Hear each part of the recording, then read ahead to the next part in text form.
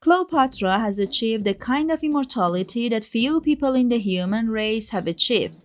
More than 1,500 years before Queen Elizabeth II in England, Cleopatra proved that women had the ability to rule a great nation and could do so with intelligence, kindness, and sometimes violence and cruelty. But much of what we know about Queen Nile is through his story, which has been told in the form of a story and reconstructed over and over again.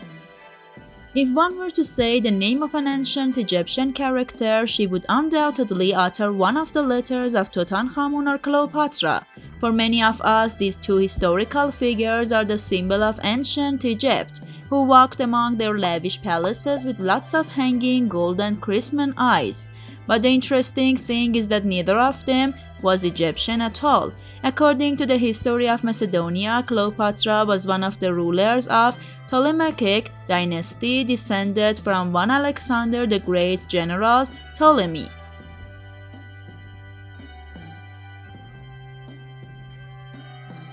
Subscribe our YouTube channel to watch the rest of this video and more. In Egyptian mythology, the god Osiris marries his sister Isis to maintain the purity of the family bloodline. When the Ptolemies came to power in Egypt, they also adopted the practice that Cleopatra was eventually one of the children of this generation. Cleopatra's father was Ptolemy XII, but not much is known about her mother. But it is said that her mother was probably her father's sister. Thus, to continue their family marriage style, Cleopatra married not one but two younger brothers.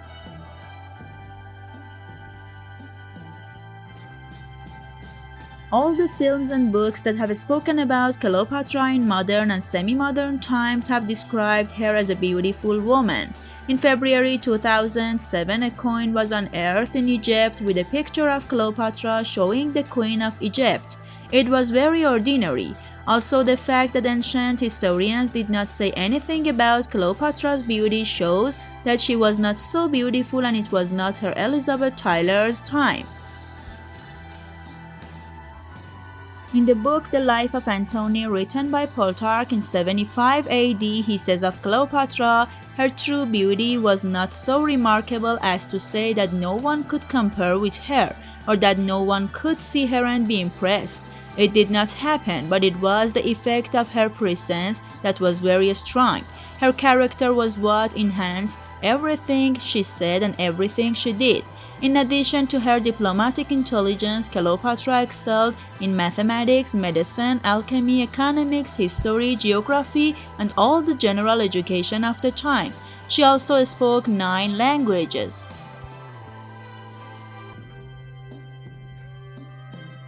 She was the only ruler of Ptolemy who spoke the Egyptian language. In addition to Greek, the native language of the kings of the Ptolemaic dynasty, Cleopatra could speak the native Coptic language and was able to read Egyptian hieroglyphs. She also pretended to be an Egyptian dressed in their traditional clothes and participated in traditional Egyptian festivals and celebrations. This is why the Egyptians loved her and knew her as one of their beloved queens, even though she was not related to other famous Egyptian pharaohs.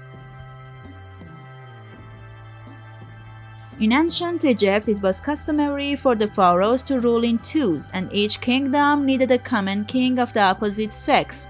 Cleopatra ruled with her father Ptolemy XII until 51 before Christ's birth, when her father died. Her father had stated in his will that he wanted Cleopatra to marry his 11-year-old brother. But since the two brothers and sisters did not have a good relationship, Ptolemy XIII tried to seize power from his sister, and his sister went to Julius Caesar to help her rule.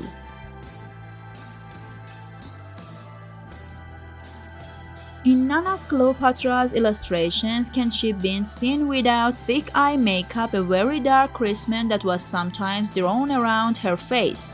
This kohlrabi is made of 4 compounds based on lead, the purpose of which was not beauty but to remove the disease from the infection in her eyes. Eye infections were common in Egypt at that time because when the Nile River overflowed, it caused contaminants to enter the water and cause eye disease in Egypt after contact with the eyes. The lead environment of kohlrabi around Cleopatra's eyes was toxic to the bacteria that caused the disease. Cleopatra was very intelligent and therefore probably realized the medicinal benefits of kohlrabi, although most Egyptians considered kohlrabi to be a form of magic.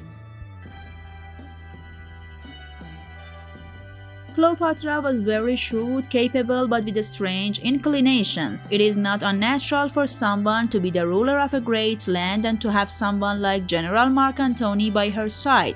Mark Antony became Cleopatra's lover after Caesar's death. These two were insignificant to the conditions of the country and used every opportunity for fun and enjoyment.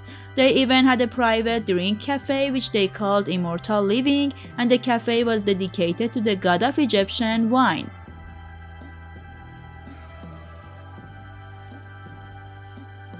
One of the most important myths about Cleopatra is her unique manner of death. Legend has it that when Cleopatra realizes that her troops have been defeated by Octavian, the first Roman emperor, she calmly writes her suicide note and gives it to one of the guards of her palace, then puts a poisonous snake in her mouth and his chest ends his life. Since historians are always interested in debate, no one finds this claim plausible.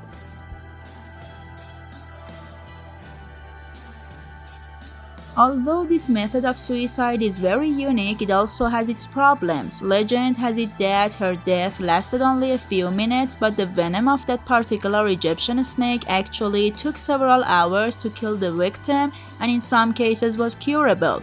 However, most historians agree that Cleopatra committed suicide, but the method is unclear. She may have swallowed the poison she had, but the reality is not as dramatic as it sounds. Cleopatra committed suicide in 30 years before Christ's birth, and Octavian conquered Egypt and made it one of the states of the Roman Empire. Thus, Cleopatra was the last emperor of ancient Egypt.